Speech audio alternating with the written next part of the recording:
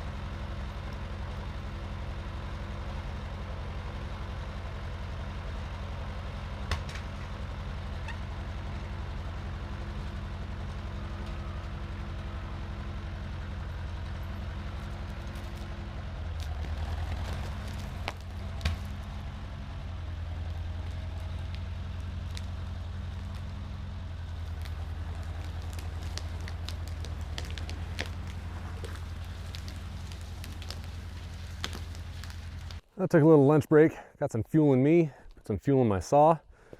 We'll get these limbs cut up off these trees, get them all put in that burn pile right there. And we'll get the trunks cut to length, put those in the firewood stack right over there. Plenty of firewood this next year, won't have to worry about that. Let's get this done.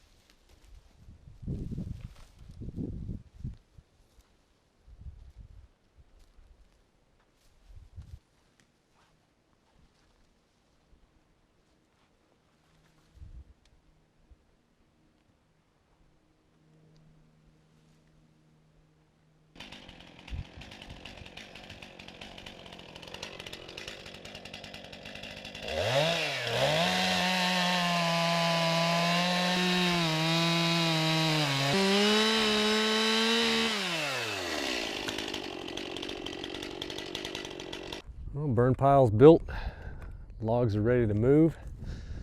I have been picking and choosing through the logs I have for firewood, as I have a bunch of firewood logs right there. And a lot of the bigger ones are kind of punky, so they're definitely going to be firewood.